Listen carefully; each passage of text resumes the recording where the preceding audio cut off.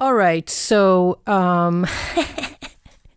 it's been 7 years since the last episode of the Cheesewright podcast. That was crazy because it really hasn't felt like it's been that long at all. But here we are, finally. I have no idea where you're going to take us today, but I know it's going to be vastly interesting. So, Ginny, welcome back to the podcast. Well, it's so great to be here again. I can't believe it's been 7 years. It feels literally like 7 weeks since we were last working together. And I have learned more and more. I'm realizing that altogether it's been 10 years that I've been investigating Cheesewright, because from the moment I saw that mural in the building, I knew it was something very special. And I was very frustrated with how little information you could find on Cheesewright. So I've definitely done some digging, and I've learned more and more and more. And it's all been very exciting and interesting. This is why we started the podcast to begin with, because nobody knew anything about Cheesewright. And to this day, which you'll share with us, people are still actively disproving his contribution. So tell us, what have you learned? Where are we at? What's going on? The best discoveries, and this was a few years ago I made, but I went back on microfilm because remember, all the information on Cheesewright was erased from the web.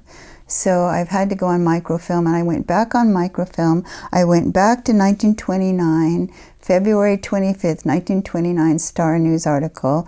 And the microfilm itself had been moved because the downtown library in Pasadena has been under earthquake retrofitting. But it had been moved to another building. I found the building, I found the operator, and I went back into that microfilm, and it is a literal treasure trove. At this point, that it's like the established biography of Cheesewright, and it's Cheesewright Studios. It says, tour of studios holds delightful interest as would an art gallery, turning history's pages when viewing period furnishings. Now you have to remember, this Cheesewright Studio was a bit like a museum. Cheesewright was an expert in antiques, and he, as part of his workshop in the back, he had a large upholstery and refinishing studio where they would take old 17th, 18th century antiques and reupholster them, fix them up. And he hired the expert craftsmen to do that. So because oftentimes his clients wanted interiors that looked like castles. And the French were kind of the center of that. It epitomized the royal look that he and his clients sought to have in their mansions. So this talks about Cheesewright's extensive knowledge of all kinds of periods of history's antiques. It says, turning history's pages when viewing period furnishings. Delightful as a visit to a well-selected art gallery, educational in a sense as a concentrated history course, is a tour through the new Cheesewright Studios, now opening on East Green at Catalina Avenue. The eye is entranced by the beauty of the furniture, mirrors, lamps, screens, vases, candelabra, and other ornaments, while the imagination of the visitor may be conjuring up visions of the countries from which have come the pieces and of the people who used and enjoyed them, if it be antiques or importations, of which the Cheesewright Studios has such a wonderful assortment, in addition to their own creations. It says, how furniture, for instance, reflects the characteristics of people and their periods.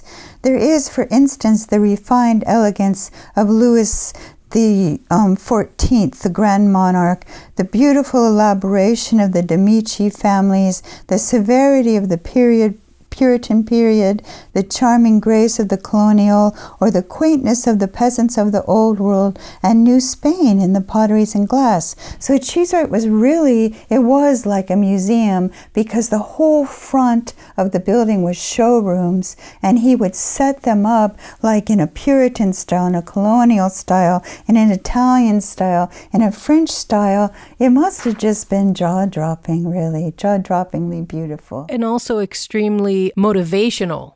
As people walked around, they're like, ooh, that'll look great in this part, or I really like this idea and I want to do that throughout the house. Exactly. That's really beautiful. Do you think that was unique for the time to have that kind of a showroom vibe where people can actually see and feel materials? I definitely think a whole Cheesewright Studios was a visionary, singular work done that I don't know of anyone else doing anything close.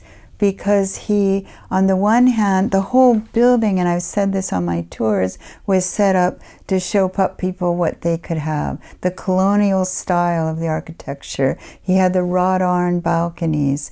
He was a big fan of wrought iron, and they could literally order those balconies. Each window along the front of the building is different, so they could say, I want this window, I would like that window, I would like that window. He was working with people from the ground up who were building their mansions. So not only could he show them how beautiful it could look on the outside, then on the inside, through his different showrooms, he was showing them how beautifully he could furnish a room and create these absolutely fantastic environments, because the showrooms would be wallpapered. They'd have the light fixtures, they'd have the curtains. One of his big specialties was draperies, another was tapestries. He certainly was involved with the carpet, the flooring, everything. It's a difference because you might hire someone to come in and furnish your place, but he was literally creating the interior in terms of building and furnishing, and that knowledge of antiques made it literally like a fantasy land for what you could possibly make your home like. How many buildings or houses, hotels, etc., do you have any idea how many he has contributed to overall? I don't, because the poor guy has been so poorly remembered, but someone told me he was often used by Wallace Neff. Well, Wallace Neff is huge in LA design and did a lot of residential houses, and they said he used the Cheesewright Studios every time. And it mentions in the Star News article he also did yachts, he did hotels. It says also only 50% of his business was in LA. He had projects going in San Francisco, he had projects going in Arizona, he had projects going back east. So it's not chronicled how widespread his work really went. Right, and it seems that there's, I'm not speaking in conspiracy theory terms at all, but there seems to be an erasure happening. But I also do wonder if he wasn't so interested in the title, so interested in the recognition, that maybe he just wanted to do his work and kind of stand by it and was kind of referral based rather than big name recognition based. Yes, I think his studios was the more I read about it and the level of detail he put into that. Like he even, I've recently discovered, designed his own font for the typographers to use for his advertisements in newspapers and magazines. He was into every detail, and the little touches just show that this was the accumulation of his vision, of his eye, of his potential, and that's why the tragedy. Because another thing I have learned is that it wasn't really fully opened until January 1st, 1929. It's on the building, 1927. That's inaccurate. He did acquire the property earlier, but it took so long to build. It's all brickwork, hand brick done. There's a whole article on how it was done to be earthquake safe and fire safe. There was a lot of effort to make sure that thing would last forever. And then all of the detail of that mural alone, the Zuber mural on the second floor, took a year to print and dry, and then it had to be mounted. So he wasn't in there until the 1st of January 1929. In October of that year, the Depression hit. So it was literally 10 months of this dream project, and in many ways unequaled effort in the world of interior design and interior architect. And he was only there 10 months and it was gone. But left a lasting legacy that oh yes you're reawakening. We're bringing it back to life, this major event in architecture, interior design, and interior architecture. And Person, this artist who definitely needs to be remembered. And it's a joy, really, that we can still enjoy because the building's still there. Well, I was going to say, that's almost 100 years. He's coming up on his centennial. That's amazing. And it doesn't look like it's worn. There's no wear and tear. It looks amazing. It was built to be that way. One of the considerations was long-lastingness. Like I said, the earthquake retrofitting, and now they do a lot of earthquake retrofitting. That building never needed to be retrofitted. From the beginning, it lasted all the earthquakes. It was very, very well designed and fireproof as well. Really, as you were reading it, I could really picture it all, just kind of walking through it and experiencing these different timelines via furniture and, tapestries and other accoutrements around the space. What else have you learned? Well, this is more from the article. It says, what romance lingers about that richly carved dower chest from an age now past? What flowery phrases may have been written by a gallant or lady at this inlaid desk? Perhaps the mirror with its delicate gilded frame, some lovely damsel of the Renaissance may have gazed as she arranged her locks or costumes. And then, a few steps further along, in an adjoining room, presto, we were back in America, in the California of today. So it was like a museum trip. And this is an ad here for one of his projects that he did. It says, and this is where it was a bit tragic as well. The photography of all his projects is in black and white. And he's an interior decorator. We're lucky now we have the mural so we can see his gorgeous color sense.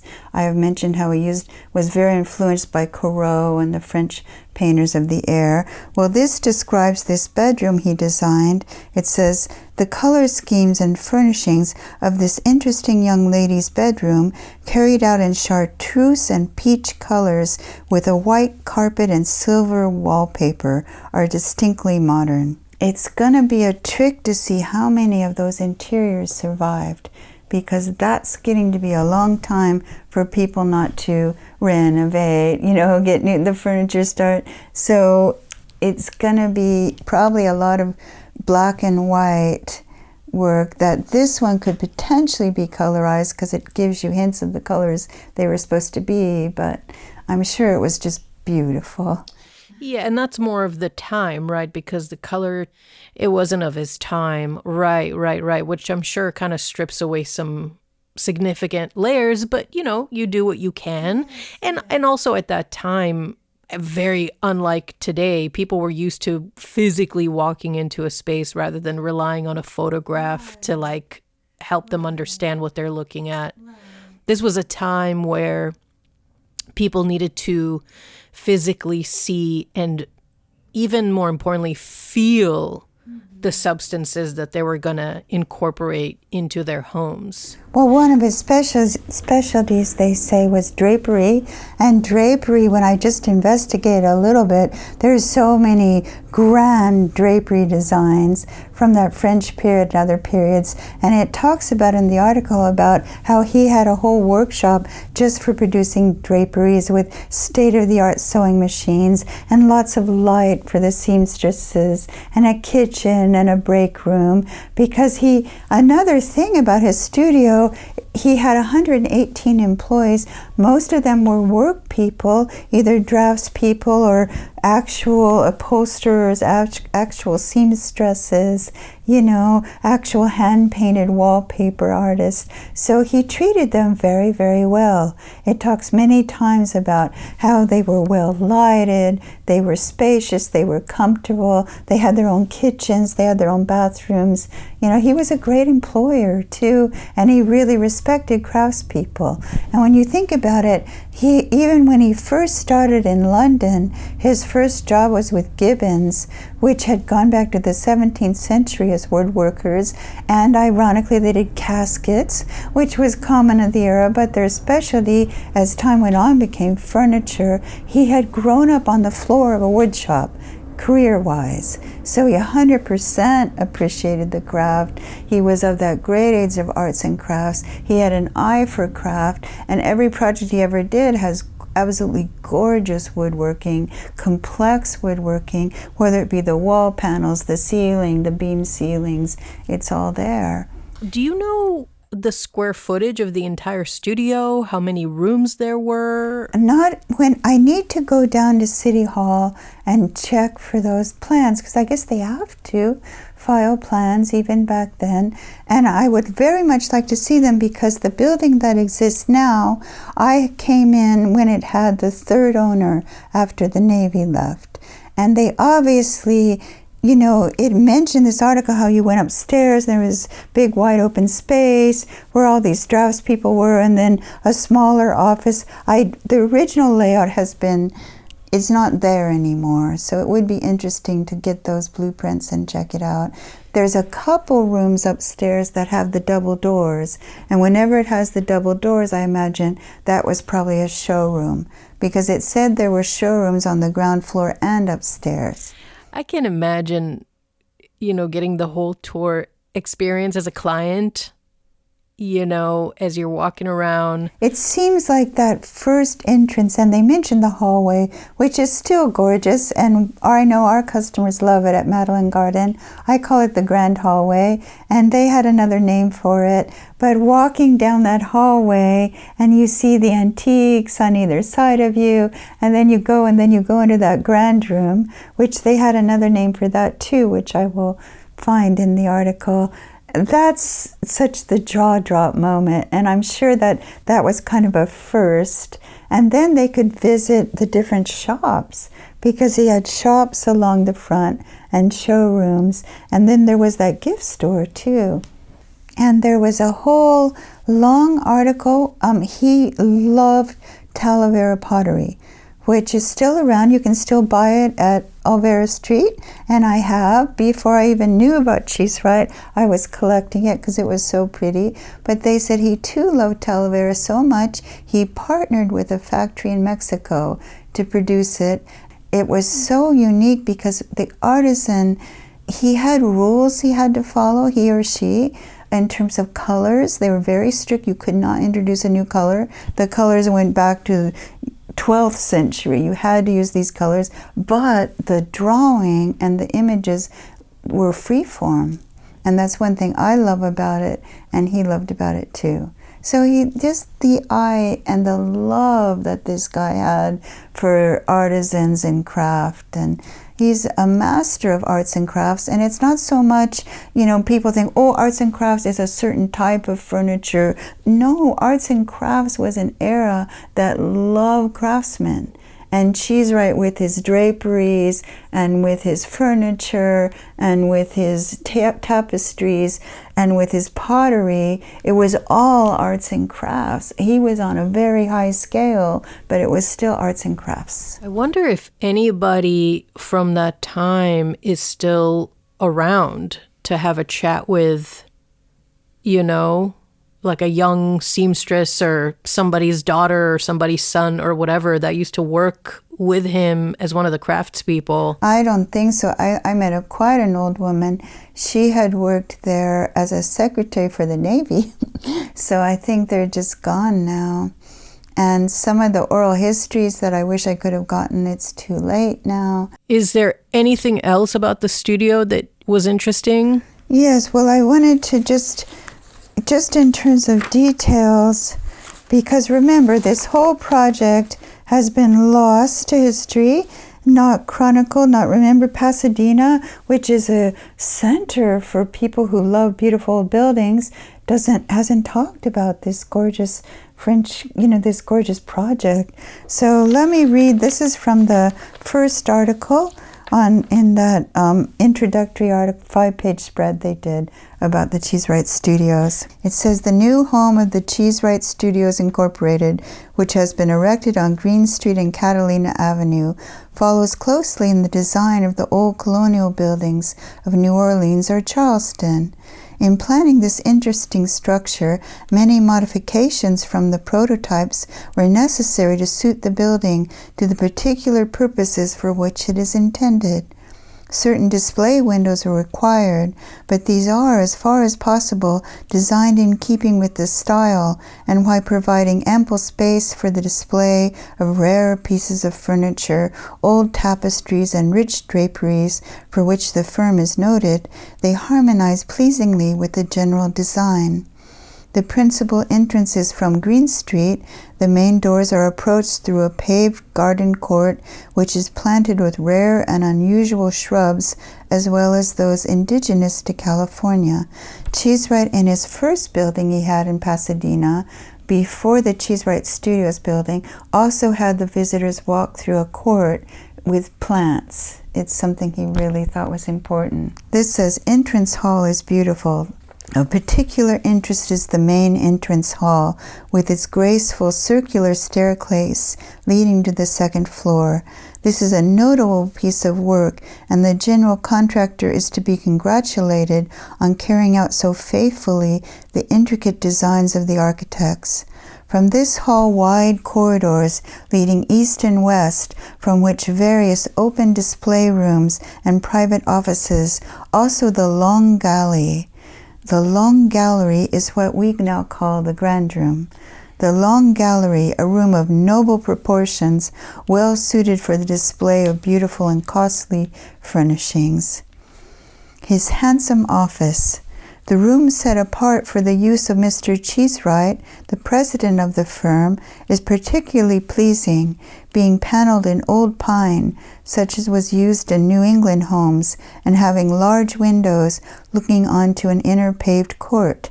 The carved mantelpiece, a genuine antique, adds to the beauty of the room. The general offices of the company are approached from the west corridor and also directly from Catalina Street. On the extreme east of the building is the quaint gift shop, whose display window is copied from an old London shop window, now in the Kensington Museum. Who is writing these articles? Are they kind of like, are they marketing pieces, or are there an actual journalist being sent out to? Well, it's a journalist, but obviously some journalist who had experience in writing about there was quite a few magazines in that period talking about home design, and California, the reason Cheesewright was here, this is where the money was. Europe was still reeling from the war, World War I. New York was overbuilt. Everyone was moving out to California and building their homes, and they were rich, and there was a wealth of opportunity for designers, and there was a lot of magazines out publicizing this.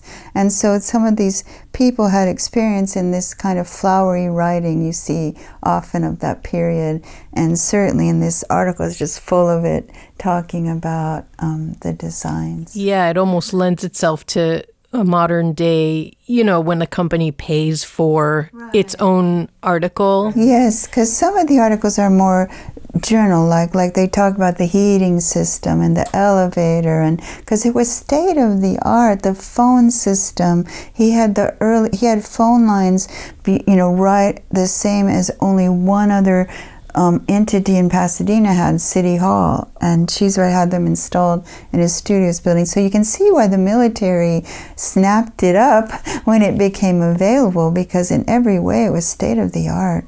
It was exquisitely well planned, and it shows what an amazing mind Cheesewright had for planning. All of that came to a very abrupt stop. The stock market, it had a kind of a 3-day crash, something like on Friday it was like, whoa, and then Monday, and then they had the weekend to go through, and Monday was like, whoa, and then Tuesday was like, bam. Done. Absolutely, bam. And I looked up while I was there in the microfilm. I wanted to see it. I looked up the Star News articles on those days. And Friday said, oh, something has happened. You know, Monday said, oh, something has happened. And Tuesday they said nothing because they didn't want to scare people by then. Because they had probably seen from New York people going to the banks and demanding their money, you know, the panic that set in, and they were trying to avoid that. And meanwhile, Cheesewright, in all of the opulence of the studio and the house, the building, how did he move forward? How did he continue to support himself? My guess is the more I read about the level of detail, you know, the care he took in providing for the employees and, you know, everything, I think he probably was in a pretty heavy debt, which he probably thought he could work his way out of because he was so successful. There's an article that says his rise was meteoric. You know, he was going up, up, up, up, up. So he probably, you know, spent a lot of money and was in debt and had to just take what he could from the military, who snapped it up right away. And I read somewhere that he leased it to them. Can you remind all of us at what year that happened? When did he lease the building? Well, I don't know exactly. I have not found, there's not a lot, because again, it's that military intelligence. They didn't want anyone to know what they were doing. They were trying to hide what they were doing. So that part's tricky, but I can tell, you know what's a giveaway is when Einstein was in Pasadena. He was only in Pasadena for 2 years, 1930, 1931. He left in 32 and never came back. I have to say I get the feeling he wasn't too happy here. He was very happy with Mount Wilson and loved George R. Hale and spent time up there, but whatever happened with the military, who knows, you know. But they obviously probably funded his trip here with that tunnel and all. But the tunnel had to be dug in like 1931, you know, at the latest. So they got cooking. They probably had already been looking around for a space to, you know, work in. And then this came up and they snapped it up. But poor Cheesewright, the saddest thing is you don't read anything. I haven't found anything yet about how he did go on for the rest of his life. I mean, I hope to God he still was able to pick up projects. Before he had the studios building, he did work with woodworkers who had their own shop, you know, and upholsterers who had their own shop. So my hope for him is that he was still able to get some work. But his name certainly vanished, but that too could be the expunging. Right.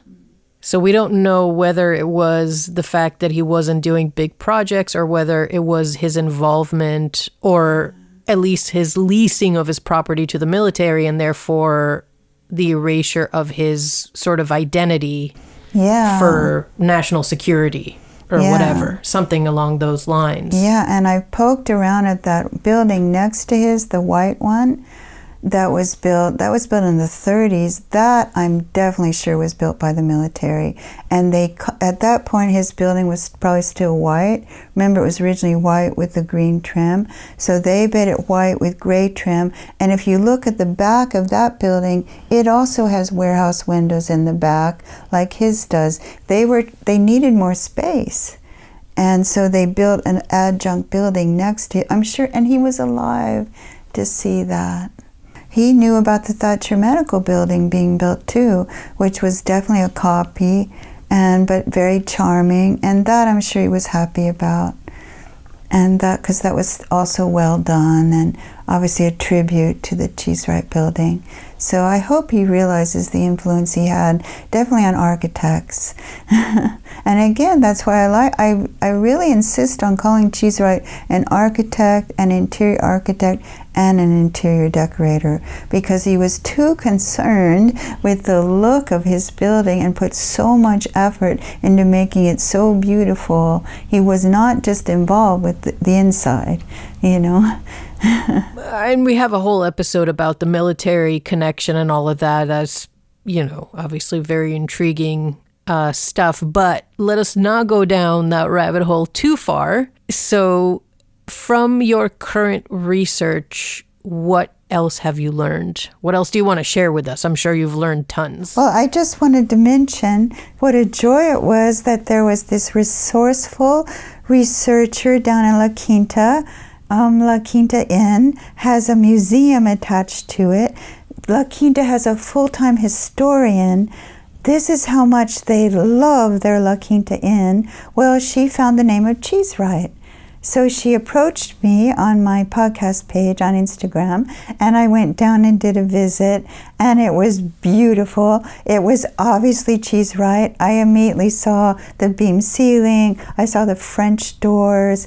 I saw the flooring. And I've worked now in that building for 13 years. So I have a very intimate feeling about the man and his work. It had Cheesewright written all over it, that La Quinta Inn. And they had these darling little cabins that they had made for Frank Capra. This was Greta Garbo cabin. And inside them, the furniture was so quaint. And those still had some of the original furnishers and the original wall painting. Cheesewright remembered the reason he loved that Zuber mural so much is he was a big fan of embedded art, either a permanent mural or wall painting on the wall. And they had some gorgeous examples of it down in La Quinta. And for people who might want to visit the actual physical location, where is it located? Well, there's a town called La Quinta. Built the La Quinta Inn. They say it was built because the celebrities Palm Springs was getting too crowded. They really wanted their privacy. So they built their inn, and the town kind of built up around it. So it's in La Quinta, which is outside of Palm Springs. And they now have at least one of these cabins is available for tours. And that's very exciting for me because it has the original furnishing, the original stove, the original bathtub. Awesome. Well, cool. What a wonderful way to commence the podcast after a 9-year, or what do we say, 7-year hiatus, forced. There's lots more to learn. There's lots more to explore here, and we will be doing all of that. So I think we will wrap it here, and who knows what the next episode will bring. Awesome. Thank you.